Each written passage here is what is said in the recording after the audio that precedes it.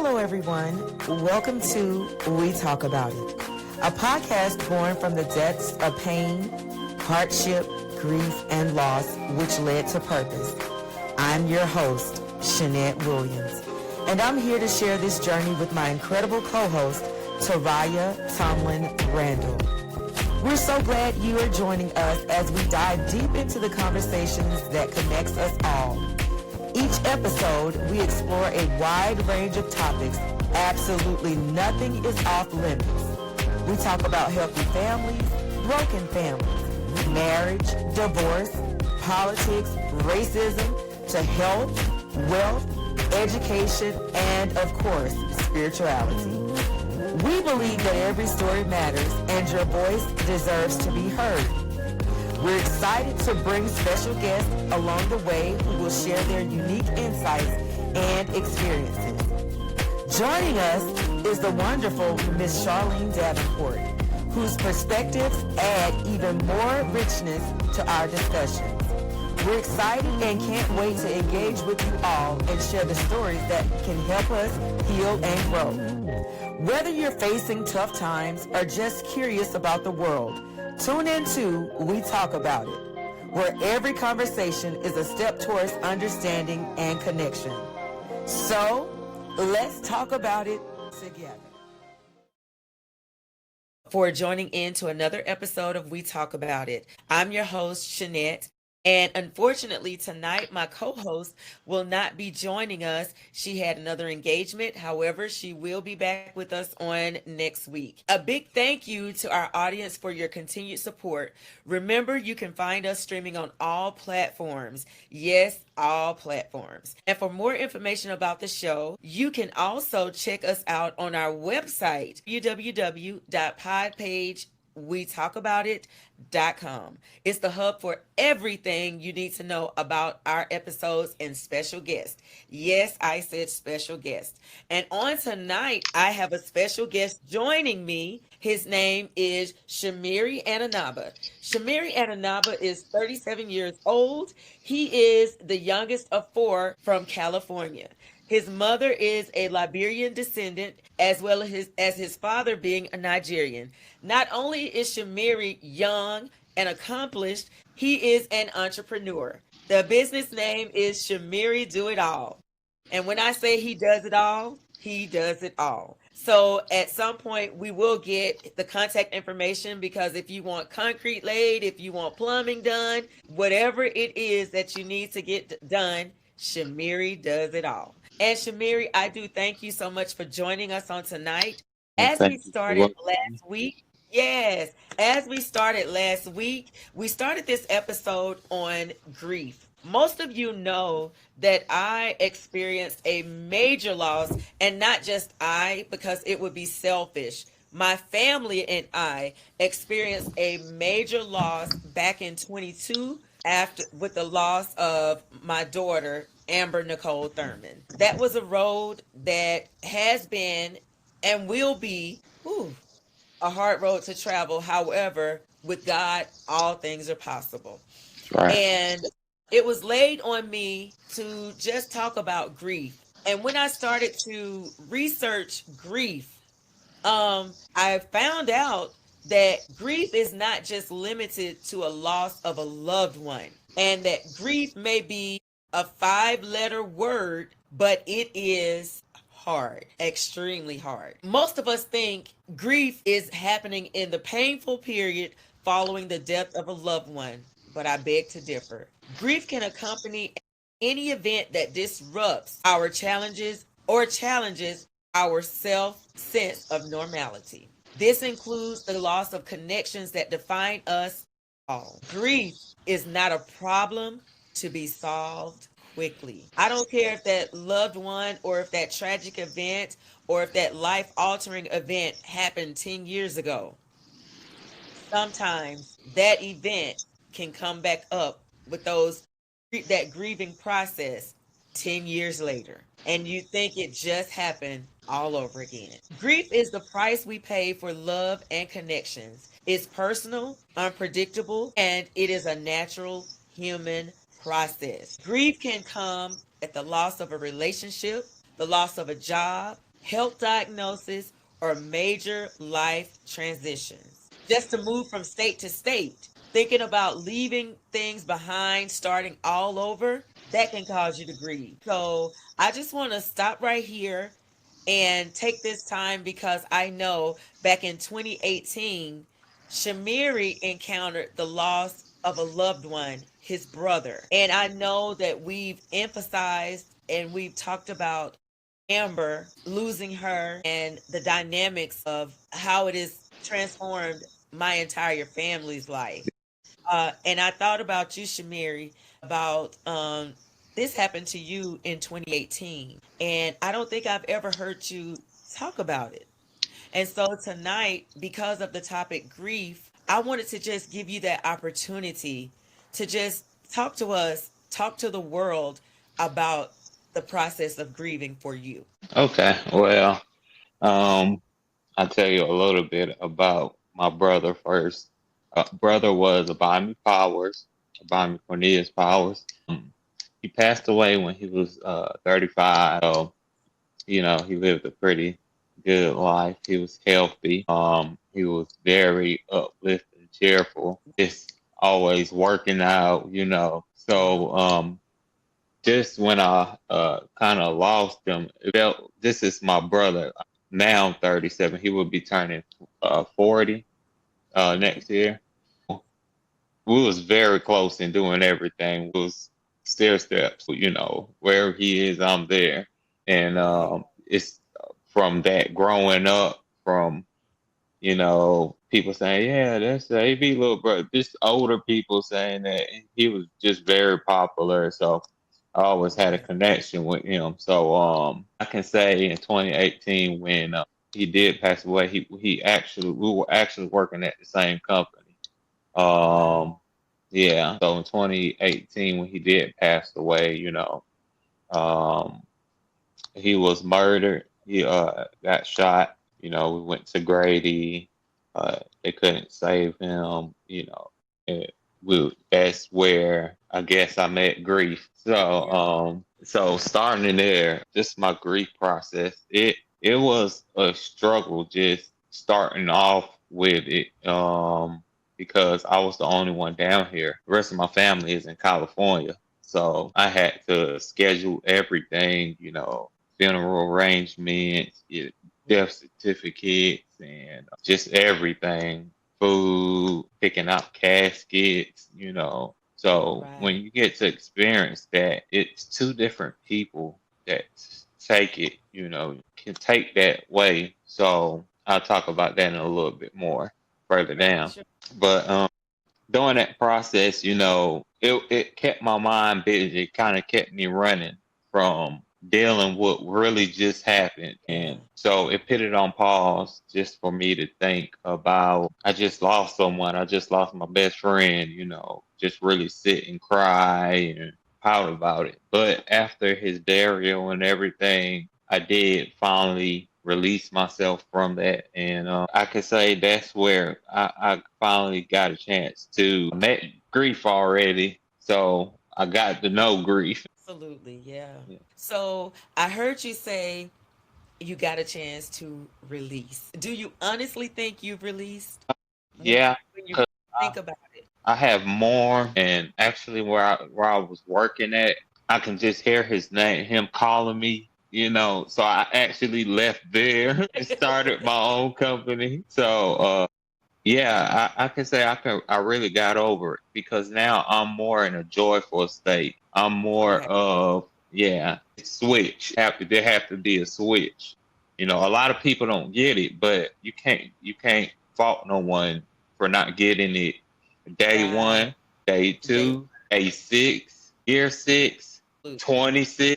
It's not something that you can just some people take it to the grave. But if it's someone that was special to them, then you never know. You never know. So, but there is a switch, and it's a better switch. Right. It's a good switch. Yeah. Right. So on the stages of grief, how people commonly experience it, it could be the heuristic, not a strict sequence, but denial, anger, bargaining, depression, acceptance, people may skip stages and then repeat them, or experience multiple ones at the same time. Do you think you've had that happen to you? Yeah, I actually did. One of my stages of grief, we actually, it was a year, no, it was the same year. It was the same year, the beginning of the year, actually, around my birthday. And I think I was just going out. I was trying to just fill the void. And then I did turn to alcohol. And that's one of the substances and I would drink. And that didn't help. So I tried, drinking more to try to numb it more. But it didn't. It wasn't coping. It was really making it worse. You could really drown in sorrow in that misery. Yeah. I think for me, with Amber, I think about what we did together. The thing for us was the shopping, the Bath and Body Works, and it would be late nights. And I think it even happens sometimes now. I could be up in the wee middle of the night, early mornings, and to think about her, I think about what we did together, and to keep that connection. I could find myself at 2 and 3 o'clock in the morning on Bath and Body Works shopping for wallflowers and candles to try to keep that connection. And then I realized it may not be alcohol for me, but it's shopping. And I had to talk to my therapist because at one point it got so bad till it was just like, I'm just seeing packages coming in. I don't need this stuff, but it was a connection. That's what we did together. So to keep that connection going, and my therapist said to me that that's grief, but somebody else may turn to alcohol or somebody else may turn to another substance. For Sure. me, it's the shopping because it keeps me connected to her. And then I realized, okay, then this is a problem because if I'm shopping but that was the because I was in that grieving process of this is what connects us, and if I don't do the shopping, I'm going to lose her. And it sounded crazy to a person that has not or is not going through grief. It would sound crazy, but for me it was a sense of comfort and a sense of That's closure. In a test, it's not or wasn't alcohol, but it was shopping for me.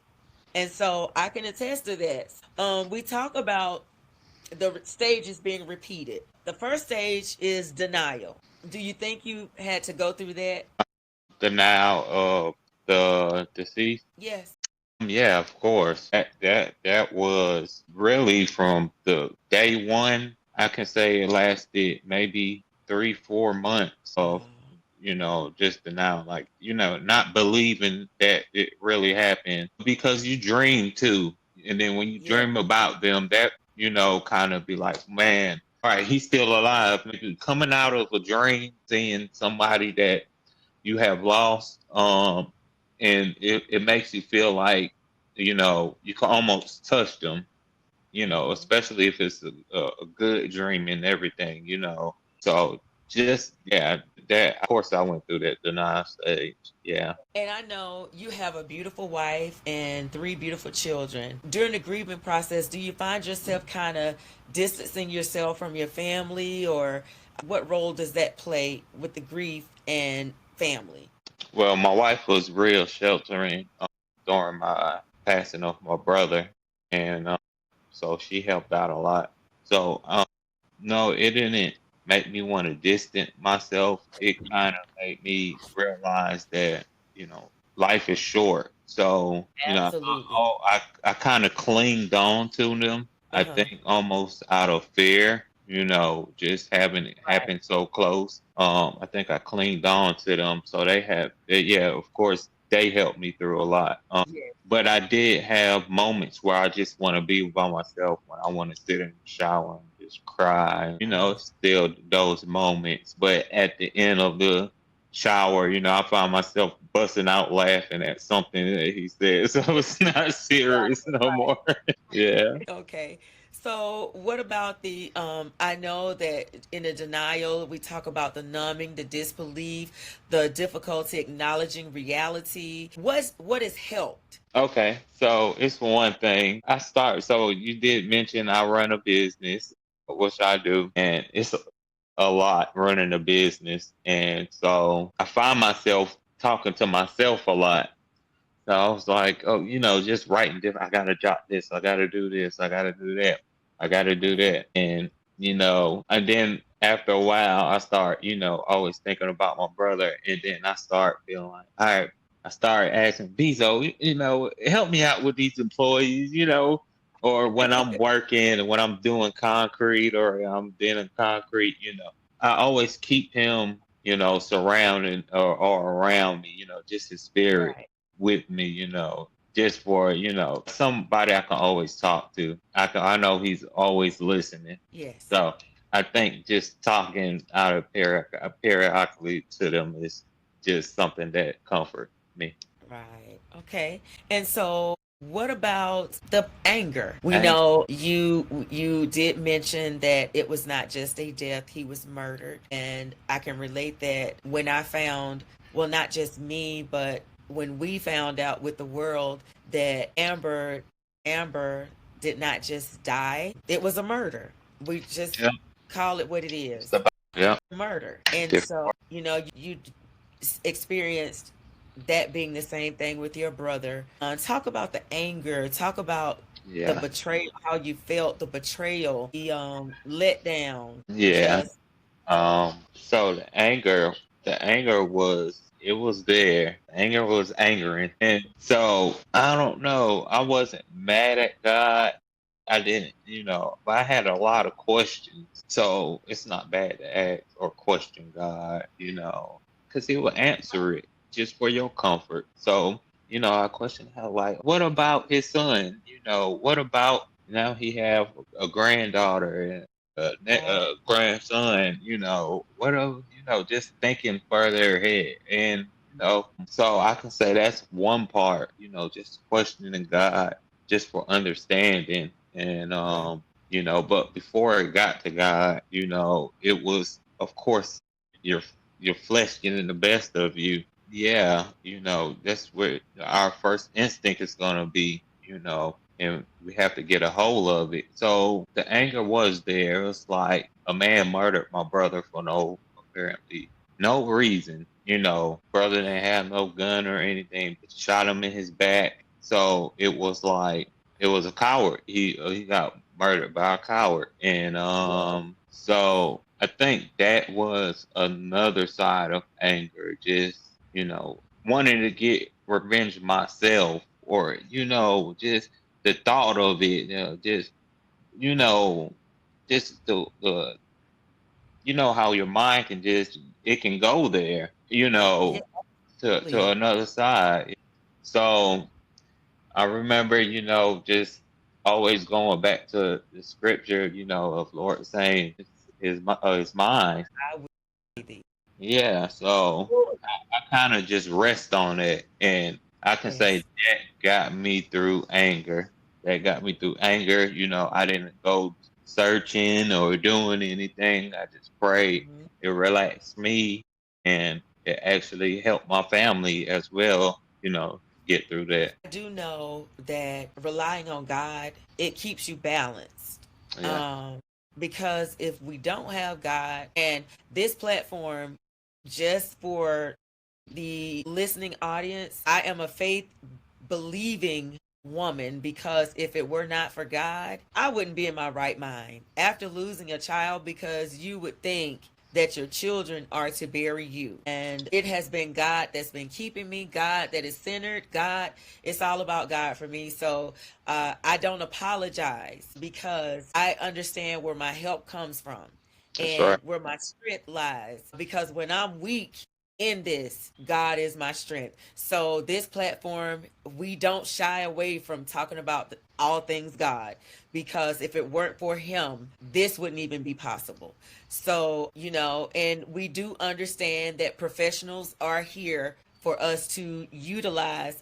And I took that route because I knew mental health runs in our family. So to have that traumatic experience just Yeah, happen, to your loved one, 1 minute you're locking eyes and you're speaking and you're talking, you're probably laughing and reminiscing about something. And then the next minute, without a warning, without a warning. You're forced to accept or not accept. Or in a lot of cases, people don't accept and it takes over. Grief takes over. But for me, and I can say the same thing for you, I choose to lean on God, and all at the same time, I choose to channel the grief and the trauma, and it's pushing me into purpose. I never would have seen myself advocating or in spaces that Amber's death has caused me to be in. I If it were up to me, it would still be private, and but that's not how it is. And because that mantle has been placed in my hands, I will do whatever it takes. That has become a part of my life, although I put the avocation in perspective that I'm still a mother, still a grandmother. But there is, there are other people depending on this advocacy, because what happened to Amber could very well continue to happen to other families, to what happened to our family. Not just, but not just me, but what happened to and not even just about what happened to Amber, but we think about what happened to your brother, senseless murders for no reason. There is so much. And for me, it's not just I don't have a tunnel vision where it's just, well, this is what happened to Amber. But I think about all people. I think about those that don't have that outlet to grieve correctly or properly, that their grief has caused them to lose their minds. But thank God we're not there. And so I choose to channel that. And it's therapy for me, to really, really, really channel grief by speaking out, by advocating, by getting involved, by, serving in whatever capacity, in order to be a servant, in order to assist somebody else, in order to say there is hope. If God did it for me, then you don't have to rest in this, although it's never ending. That's But you right. can put it in perspective. When you have God, you can put grief in perspective and channel that, doing something therapeutic. For me, advocating, fighting for reproductive rights, for women's health, for families' rights, it's therapeutic for me. And that gives me a sense of I'm doing something to honor my child. That's right. Yeah. So that's where I am, Shamir. And I think I heard you say by, your business, it's a sense of you feel like you're giving back because that was something y'all did together. Right. And if you were to stop it, what would it feel like? Right. It wouldn't feel good. It wouldn't feel right. Yeah, because I feel like we're in partnership. So no, if I stop the business, it's not only giving up on, a part of my dream, but it'd be giving up on, a part of his dream, and keeping, that's the thing. God always keep a dream alive. Right. Whatever it is, whatever you, like you said, whatever you want to do, you just got to keep it alive. That's keeping Hmm. their name alive. That's keeping, the spirit alive, and that's love. When you can't just forget about them, it don't work like that. Absolutely. Yeah. Now, I know there's another portion of the anger that it looks like, the irritability, the resentment, the questioning, why me, or directing anger towards others, towards God, or oneself. What helps? What helps during all that? Just thinking about it, just from a worldly perspective, my opinion from a worldly perspective would be, going out to do something fun. You have to, do something to keep your mind off of when it start running into the bad, Right. because it will go there, but you have to keep your mind, just under control. So, to keep yourself occupied, especially around the time coming around a death day or a Oh, birthday or absolutely. holidays, you just gotta just keep your mind focused and always think of the good. But on a spiritual perspective, it always helps. It always helps. And that's one thing of keeping your mind under control. Just praying about it when those thoughts come of negative, any shape, form, or fashion it comes in. You have to. catch it right then, because it will just wander. It'll just keep going, and you find yourself in a bitter place. Absolutely. I know I have to be open and honest because that's who I am. When this happened for me, and I think I said it, and I've said it multiple times, I said that I have 7 of us. All of my siblings have children. So I have, and I love my nieces and nephews, great nieces, nephews. And I don't want anybody to take it any kind of way. But I asked the question. It took me a year or two. And then it was just like one day I was saying, God, it's 7 of us and we all have children. Why did it have to be me? And I look around, and like I said, I love, there is nothing I wouldn't do for my nieces and nephews. I love them with a love as if they were my own. But I said, it's 7 of us. Why me? That's how you catch the stray bullet. And that's the stray bullet. Yeah. And then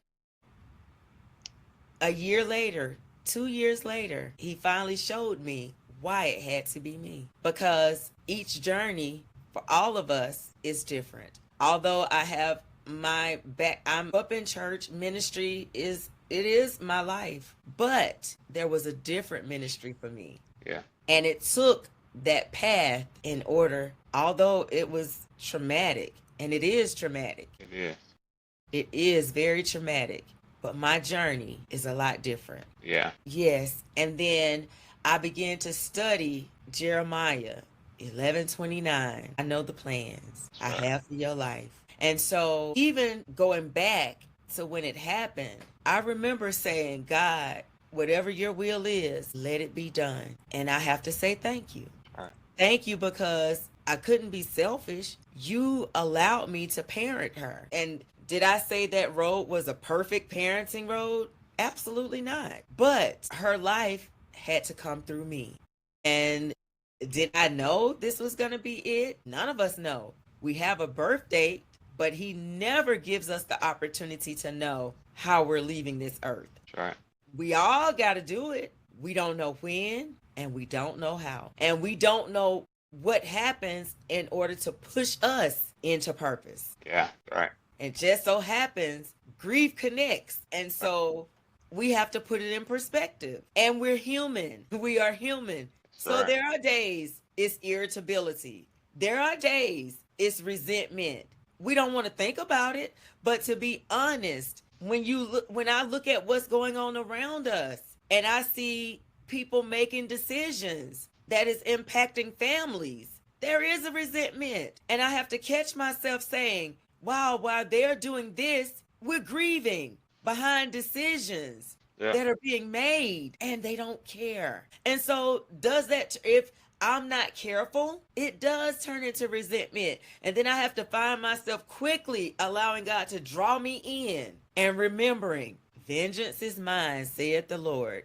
I will repay thee. But that's grief. You do question the fact, God, how are they able to do all of this evil and then still reap good? I'd love for you to know. No, because when you least expect it, the tables do turn. So, and for me, and I know you could probably say the same thing, we have to be careful by not allowing that human fleshly side to supersede what we know spiritually. Because grief is tricky. That anger, the bargaining, those emotional triggers, depression, all of that can consume if we are not allowing God to help. Corporate. Yeah, you got to stay well rounded. Oh my God, absolutely. Absolutely. And Shamiri, I just want to, just talk about, I don't know if you went a route of counseling or therapy. I know for me, it was necessary. And it is necessary. For me, it's necessary. It's very necessary. Right. No, I didn't go that route of therapy and stuff. I kind of snatched myself out before, it started, affecting anything around me. So I kind of snatched myself out and I just rest in the Lord, really. Yes, absolutely. Absolutely. And what else do you find yourself, not just the business, but what else do you find that helps you during this, the process when you think the times that you think about your brother? And I know there's been the loss of your grandmother. That was deep. So what do you find yourself doing to kind of combat those? So I do have a new grand, well, yeah, grand niece, grand nephew. I have a grand niece now. So my brother is grandfather. Oh. Yeah, he have a new grandson. So like spending time with his son, and because he's Yeah. now a young father, and he's now making decisions and seeing what his dad was telling him. So just coming to spend time with him, spend time with his kids.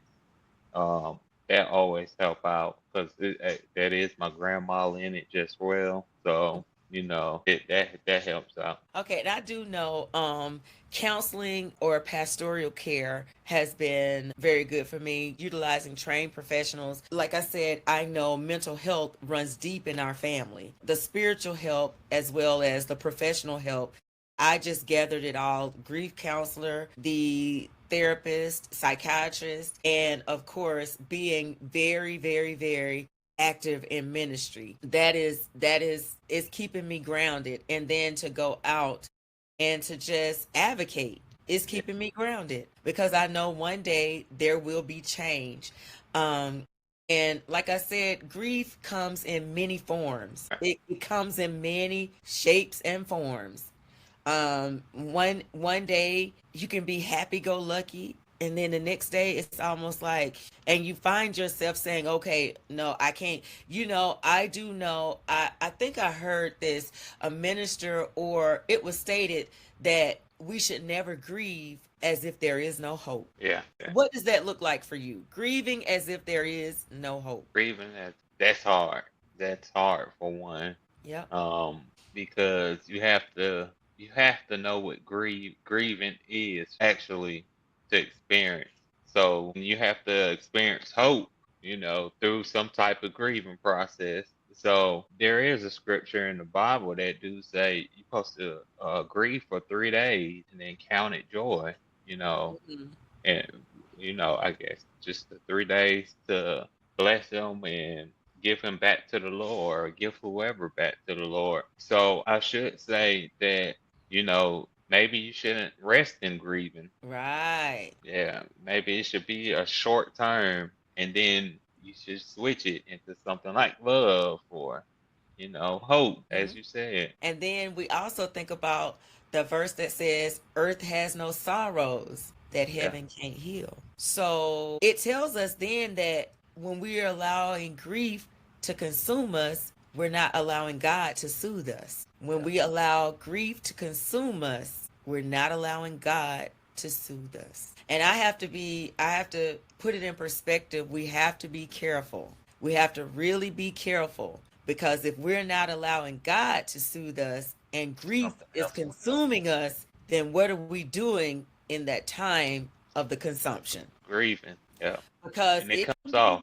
it comes off, and when I tell you, it can sneak up, and before you know it, you don't even identify with who you are. And it doesn't just come in the form of alcohol or substance. It could be, like I told you, the shopping, the emotional setbacks, the Yeah, just the everything, smell, everything, those smell stages, can trigger it. a smell, an outfit, a Yeah, special day, a television show, anything. And I found myself, I be careful. I rarely do watch television a yeah. whole lot. Um, and I can admit, for the first 2.5 years, I was watching her service every single night. Every single night. I'm trying to get an understanding. Is this really real? Are we really here? How could this be? I was watching her service, the live service, for 2.5 years, every single night. What you hear? Every single night. I said nothing, but I was watching that service every single night for 2.5 years. And I would tell, when I go see my psychiatrist, I tell her, and it was the, what are you getting out of it? You can't Yeah, ask. You cannot ask me what I'm getting out of watching. That was grieving. However, it was a sense of closeness for me, Yeah.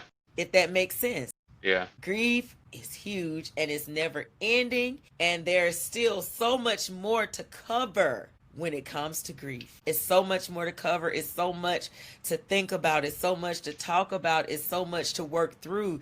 It's so much to break down. Yeah. So many Feel barriers under grief. So many barriers under grief. So many Yes. barriers. Shamiri, I just want to turn the tables for a few moments, and I want you to just tell our listening audience about Shamiri Do It All. All right. So Shamiri Do It All is like a Walmart construction.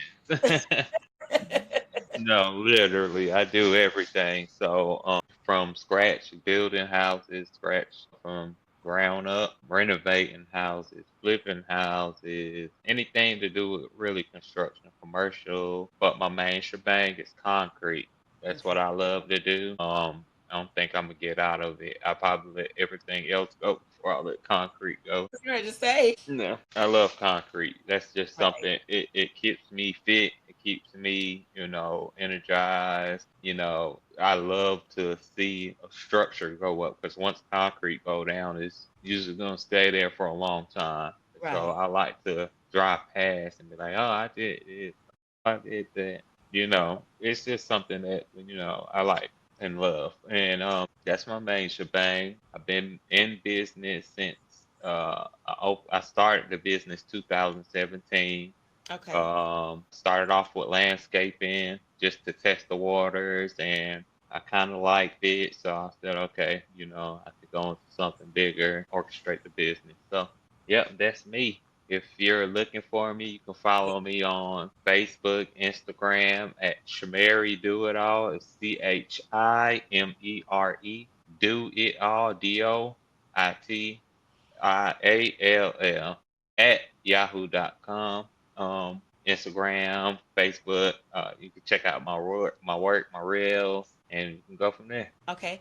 And once we do our rollout, we will also have his contact information there as well. If anybody is seeking a very good concrete layer, I guess that's what you would call it, Shamiri does it all. And I just want to take this time, Shamiri, to thank you for coming onto this episode of We Talk About It as it relates to grief.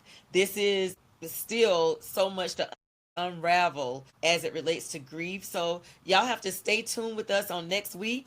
We're still going to be talking about grief, and it's so much more to unpack. So many other guests we're going to have. And again, my co-host will be back with me on next week along with other special guests. And I want to take the opportunity to let everyone know if there's something that you want to talk about, there is a section on our website where you can actually write in topics that you want to talk about, and you may just be that next special guest to come on and talk about that which is dear and near to your heart. I again want to thank our listening audience. Thank you, Shamiri and Anaba, for coming on tonight and taking time with me to just talk about grief and your process as it relates to the loss of your brother. I don't take this lightly. I am forever grateful for anyone that is sewing into We Talk About It, that is streaming or subscribing to We Talk About It. Again, there's so much more to unpack, and don't forget, we will talk about it. Stay tuned, and thank you again. And that's a wrap on this episode of We Talk About It. Whether you laughed, learned something new, or just enjoyed the conversation, we're glad you're here with us. If today's talk resonated with you, share it with someone who needs to hear it. Don't forget to subscribe, leave a review, and follow us on social media to stay connected. We've got more honest, real, and meaningful conversations coming your way. Until next time, stay curious, stay kind, and keep talking about it.